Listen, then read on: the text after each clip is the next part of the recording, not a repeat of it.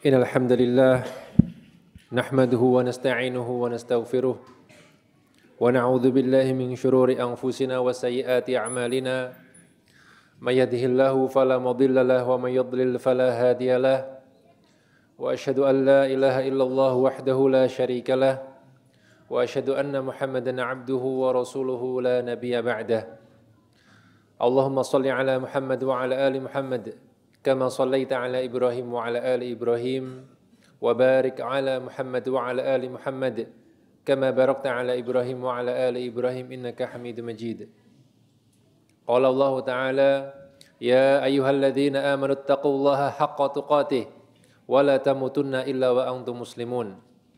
Ya ayyuhan nasu taqu rabbakumul ladzi khalaqakum min nafsin wahidah wa khalaqa minha zawjaha وبث منهما رجالا كثيرا ونساء واتقوا الله الذي تساءلون به والأرحام إن الله كان عليكم رقيبا يا أيها الذين آمنوا اتقوا الله وقولوا قولا سديدا يصلح لكم أعمالكم ويغفر لكم ذنوبكم ومن يطع الله ورسوله فقد فاز فوزا عظيما أما بعد فإن أصدق الحديث كتاب الله وخير الهدي هدي محمد صلى الله عليه وسلم وشر الأمور محدثاتها فإن كل محدثة بدعة وكل بدعة ضلالة وكل ضلالة في النار. Jamaah-jamaah yang dimuliakan Allah Subhanahu wa taala, alhamdulillah segala puji bagi Allah Subhanahu wa taala yang telah mengaruniakan kita kenikmatan yang begitu banyak sehingga di siang hari yang mulia ini kita dapat berkumpul di tempat yang kita cintai ini dalam rangka melaksanakan kewajiban kita, salat Jumat berjamaah. Salawat dan salam semoga senantiasa tercurah untuk Nabi kita Muhammad sallallahu alaihi wasallam dan juga untuk para sahabat beliau dan juga untuk orang-orang yang mengikuti beliau sampai yaumil qiyamah. Amin ya rabbal alamin. Jamaah yang dimuliakan Allah Subhanahu wa taala, suatu hari Nabi sallallahu alaihi wasallam sedang duduk bersama para sahabat, kemudian datanglah seorang dengan baju serba putih dengan rambut yang sangat hitam dan tidak terdapat tanda-tanda orang ini dari tempat yang jauh. Kemudian dia duduk memegang paha Nabi sallallahu alaihi wasallam kemudian berkata, "Ya Muhammad, akhbirni 'anil iman." Wahai Muhammad, kabarkan tentang iman kepadaku. Apa itu iman? Maka Nabi SAW mengatakan, Antuk minna billahi wa malaikatihi wa kutubihi wa rusulihi wal yaumil akhiri wa tu'mina bil qadri khairihi wa syarrih.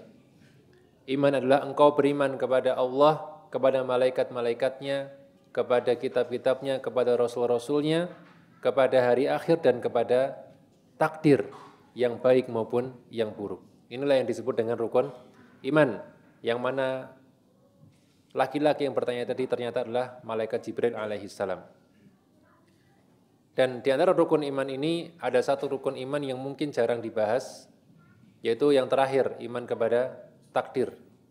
Padahal ini di antara rukun iman yang tidak kalah penting untuk diketahui oleh setiap muslim.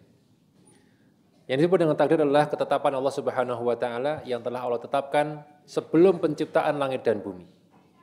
Ya. Dan dia merupakan di antara rukun iman yang paling penting, yang ketika seorang tidak mengimaninya, maka dia tidak disebut orang yang beriman. Dan para ulama menyebutkan bahwasanya iman kepada takdir itu terdiri dari 4 tingkatan yang kesemuanya harus diimani oleh seorang mukmin. Tidak boleh terlewat sedikit pun dari 4 tingkatan ini. Tingkatan yang pertama, seorang harus meyakini bahwasanya Allah Maha mengetahui segala sesuatu. Inilah yang disebut dengan tingkatan al-ilmu, yaitu Allah telah mengetahui apa yang telah terjadi, apa yang sedang terjadi, apa yang akan terjadi, dan apa yang akan terjadi seandainya sesuatu tidak terjadi. Ya, makana wa ma yakunu wa ma lam yakun, kaifa kana. Allah Maha mengetahui apa yang telah terjadi, apa yang sedang terjadi, apa yang akan terjadi, dan bagaimana yang akan terjadi ketika sesuatu tidak terjadi. Allah Maha tahu semuanya. Ya. Allahu alimun qadir, Allah Maha mengetahui dan Maha berkuasa atas segala sesuatu. Innallaha ala kulli syai'in qadir, innallaha alimun bidzatis sudur, dan lain sebagainya. Allah Maha mengetahui segala sesuatu. Sehingga kalau orang sampai tidak meyakini keyakinan semacam ini, maka dia bukan hanya sesat, namun dia kafir. Kalau ada orang yang mengatakan Allah baru tahu apa yang akan terjadi besok, Allah sekarang belum tahu, maka ini adalah bentuk kekufuran. Dan para ulama mengatakan orang yang seperti ini adalah qadariyah yang level yang paling parah yang menyebabkan dia kufur. Kemudian yang kedua, kita wajib meyakini bahwasanya Allah telah menetapkan, menuliskan segala sesuatu di Lauhul Mahfuz. Bahkan sebelum kita diciptakan, bahkan sebelum langit dan bumi diciptakan. Nabi SAW mengatakan, kataballahu maqadirul khalaiq qabla ayyakhluqas samawati wal arda bi 50 alfasana. Allah telah menetapkan takdir seluruh makhluk 50.000 tahun sebelum penciptaan langit dan bumi. Berarti semuanya telah ditulis. Apapun yang terjadi sampai hari kiamat, sampai surga nerakanya seorang, itu sudah Allah tetapkan. Ya, bukan hanya Allah tahu, tapi Allah tetapkan. Dan ini ditetapkan di Lauhul Mahfuz dan tidak akan berubah. Tidak akan pernah berubah apa yang telah Allah tuliskan di Lauhul Mahfuz. Kemudian yang ketiga yaitu masyiah, yaitu meyakini bahwasanya Allah menghendaki segala sesuatu yang terjadi di dunia ini. Tidak ada sesuatu pun yang terjadi kecuali pasti Allah menghendakinya. Maka tidak ada yang kemudian terjadi di luar kendali Allah, di luar apa yang Allah kehendaki, tidak mungkin. Baik itu berupa ketaatan maupun kemaksiatan, baik itu berupa keimanan atau kekufuran, maka Allah telah menghendaki itu semua li hikmatin, karena ada satu hikmah. Allah menetapkan adanya orang-orang kafir itu juga karena ada hikmahnya, bukan abas, bukan sesuatu yang kemudian sia-sia. Ya, Allah tetapkan adanya Abu Jahal, adanya iblis, semuanya adalah li hikmatin, karena ada hikmah yang kadangkala kita tahu, kadangkala kita tidak tahu. Kemudian yang keempat yaitu kita wajib meyakini bahwasanya Allah telah menciptakan segala sesuatu termasuk amal perbuatan kita. Artinya apa yang kita lakukan sekarang itu adalah bagian dari ciptaan Allah Subhanahu wa taala, ya. Allahu khaliqu kulli syai. Allah menciptakan segala sesuatu. Wallahu khalaqakum wa ma ta'malun. Allah juga menciptakan kalian dan menciptakan amal-amal kalian. Inilah 4 tingkatan takdir yang harus diyakini oleh seorang mukmin. Barang siapa yang mengingkari 2 tingkatan pertama, maka dia kufur. Para ulama menghukumi qadariyah semacam ini qadariyah yang kafir. Barang siapa yang mengakui 2 yang pertama namun ingkar terhadap 2 yang terakhir, maka dia tidak sampai kafir namun dia sesat dengan kesesatan yang nyata. Maka inilah pentingnya kita memahami tentang takdir agar kita tidak keliru, tidak terjerumus dalam pemahaman yang keliru. Pemahaman qadariyah yang menafikan takdir dan pemahaman jabriyah yang malah mengatakan kita tidak bisa berbuat apa-apa. Kita hanya dikendalikan takdir, kita tidak akan dihukum karena semuanya Allah yang menentukan. Ini juga keliru. Yang benarlah kita punya kehendak dan Allah juga punya kehendak. Ya, dan kehendak Allah di atas kehendak kita semua. Inilah yang benar, sehingga tidak ada orang mengatakan beralasan, oh saya berbuat maksiat karena Allah menghendakinya. Ini salah. Tidak boleh seorang berdalih Allah menghendaki kita berbuat. Karena apa? Kita punya kehendak sendiri. Kita bisa memilih untuk tidak berbuat maksiat. Tapi ingat, semua itu tetap sudah ditetapkan oleh Allah Subhanahu wa taala. Ya, aqulu qouli hadza wa astaghfirullaha lakum wa lisal muslimina innahu huwal ghafurur rahim.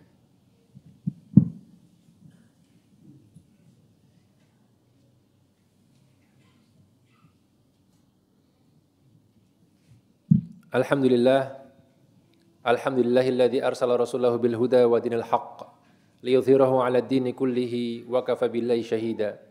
Wa asyhadu an la ilaha illallah wahdahu la syarikalah wa asyhadu anna Muhammadan 'abduhu wa rasuluhu la nabiyya ba'dah. Allahumma shalli 'ala Muhammad wa 'ala ali Muhammad kama shallaita 'ala Ibrahim wa 'ala ali Ibrahim wa barik 'ala Muhammad wa 'ala ali Muhammad kama barakta 'ala Ibrahim wa 'ala ali Ibrahim innaka Hamidum Majid. Ibadallah ittaqullah. Jamaah Masjid Pakundalangan yang dimuliakan Allah Subhanahu wa taala, di antara buah atau manfaat beriman kepada takdir yang pertama adalah seorang dapat sabar ketika mendapati ada takdir yang tidak dia sukai. Karena tadi Nabi mengatakan tu'mina bil qadari khairihi wa syarrih. Dalam riwayat lain dikatakan khulwihi wa murrih. Engkau beriman dengan adanya takdir yang baik maupun yang buruk, yang manis maupun yang pahit. Artinya yang kamu sukai maupun yang tidak kamu sukai. Engkau beriman dengan adanya semua itu. Dan kita bisa sabar kenapa? Karena tidak ada sesuatu yang terjadi kecuali pasti semua itu Allah mengendakinya dan itu pasti ada hikmahnya. Ya. Ketika seorang misalnya ditakdirkan dia mungkin masuk angin, ya, kemudian dia tidak bisa beraktivitas, ya, dia lemes di rumah, pusing dan sebagainya. Apakah selalu kejelekan? Belum tentu. Boleh jadi ketika dia sehat malah dia berbuat maksiat, malah dia kemudian dengan dia sehat malah dia melanggar perintah Allah, malah dia mungkin menghambur-hamburkan harta. Ya. Tapi dengan dia sakit, maka hikmahnya adalah dia tidak jadi berbuat maksiat, kemudian dia bersikap sabar sehingga malah menjadi pahala bagi dirinya, malah mengangkat derajatnya, menghapus dosa-dosanya. Maka selalu ada hikmah dalam apa yang Allah tetapkan sehingga kita bisa bersabar. Ini yang pertama. Di antara yang merupakan manfaat dari beriman kepada takdir adalah kita tidak gentar ketika menghadapi musuh. Dalam sebuah riwayat Nabi SAW pernah menasihati sahabat Abdullah bin Abbas radhiyallahu anhuma. Beliau mengatakan, wa'alam annal ummata law ijtama'u alla ayyadurruka bisyai'in lam yadurruka illa qad kataballahu alaik. Wahai Ibnu Abbas, seandainya seluruh makhluk yang ada di bumi ini, insuhum wa jinnuhum, baik manusianya maupun jinnya semuanya bersatu untuk menimbulkan kemudaratan kepadamu. Bisa dibayangkan, kalau seluruh penduduk dunia bersekongkol untuk menimbulkan mudarat, ini kan suatu yang makar yang sangat besar. Apa kata Nabi? Mereka tidak akan bisa memberikan kamu mudarat, melainkan sebatas apa yang Allah tetapkan untukmu. Kalau Allah tidak menetapkan mudarat, nggak akan terjadi. Walaupun itu makar yang direncanakan oleh seluruh penduduk dunia ini kepada satu orang, tidak akan membahayakan kecuali apa yang Allah tetapkan. Sehingga ketika kita yakin hal tersebut, maka kita tidak kemudian mudah untuk putus asa. Wah, ini kayaknya sulit nih, kayaknya peredaran miras nih kayaknya udah terlalu masif, kita kayaknya nggak bisa apa-apa. Enggak. Ya, kita tetap harus mengusahakan agar kita tidak kemudian agar kita punya hujah di hadapan Allah Subhanahu wa taala. Saya sudah berusaha. Saya tidak gentar. Ya, dengan musuh yang sebegitu banyak kita tidak gentar karena semua itu tergantung dari takdir Allah Subhanahu wa taala. Ya, kalau memang Allah mentakdirkan yang lain, maka itulah yang akan terjadi. Kemudian yang ketiga di antara hikmah kita beriman dengan takdir adalah kita tidak akan terlalu sedih dengan apa yang terlewat dari kita. Ya, kadang kita merasa wah kelewat, kita kemudian sedih. Padahal kalau kita beriman dengan takdir maka itu tidak akan membuat kita terlalu sedih. Allah Subhanahu wa taala mengatakan, "Ma asaba min musibatin fil ardi wala fi anfusikum illa fi kitabin min qabli an nabra'aha." Tidak ada sesuatu pun musibah yang menimpa di bumi maupun menimpa diri kalian melainkan telah Allah tetapkan di satu kitab sebelum Allah menciptakan langit dan bumi itu sendiri. Sudah ada, Allah sudah tetapkan ini semuanya. Ya. Kenapa? Tujuannya apa? Likaila ta'saw 'ala ma fatakum. Supaya kalian tidak terlalu sedih, putus asa dengan apa yang terlewat dari kalian, wala tafrahu bima atakum, dan tidak terlalu senang dengan apa yang kalian dapatkan. Semua itu karena tetapan dari Allah Subhanahu wa taala. Ya. Maka inilah di antara manfaat-manfaat kita beriman kepada takdir, sehingga sekali lagi kita tekankan pentingnya belajar akidah supaya kita bisa memahami akidah ini dengan benar. Ya, semoga Allah berikan kemudahan kepada kita semua dan semoga Allah berikan ketenangan di kota Jogja ini dari segala maksiat, dari segala kesyirikan, dari segala kebid'ahan. Amin ya rabbal alamin. Innallaha malaikatahu yusholluna 'alan nabi ya ayyuhalladzina amanu shallu 'alaihi wa sallimu taslima. Allahumma shalli 'ala Muhammad wa 'ala ali Muhammad kama shallaita 'ala Ibrahim wa 'ala ali Ibrahim wa barik 'ala Muhammad wa 'ala ali Muhammad kama barakta 'ala Ibrahim wa 'ala ali Ibrahim innaka Hamidum Majid. Allahumma ighfir lil mu'minina wal mu'minat wal muslimina wal muslimat al ahya'i minhum wal amwat innaka samiun qaribun mujibud da'awat. Rabbana taqabbal minna salatana wa ruku'ana wa sujudana wa kaffir 'anna sayyi'atina wa tawaffana ma'al abrar. Rabbana ighfir lana wa li ikhwanina alladziina sabaquna bil iman wa la taj'al fi qulubina ghillan lil ladziina amanu rabbana innaka ra'ufur rahim. Rabbana atina fid dunya hasanah wa fil akhirati hasanah wa qina adzabannar. Walhamdulillahi rabbil alamin. Aqimus shalah.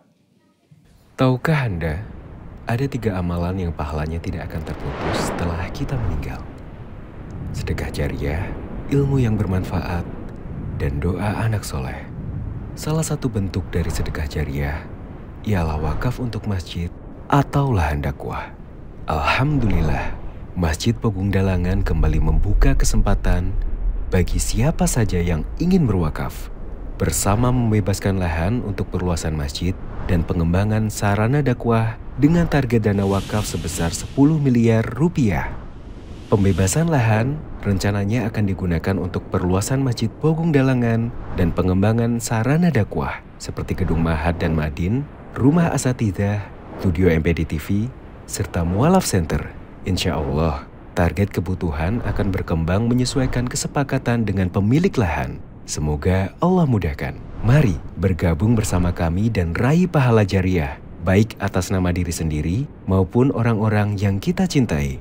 Penyaluran dana wakaf dapat dilakukan melalui rekening wakaf berikut: 888 786 0004 atas nama Masjid Pogung Dalangan, atau scan secara langsung kode kris berikut. Untuk konfirmasi dan info lebih lanjut, silakan menghubungi kontak person kami. Jazakumullahu khairan.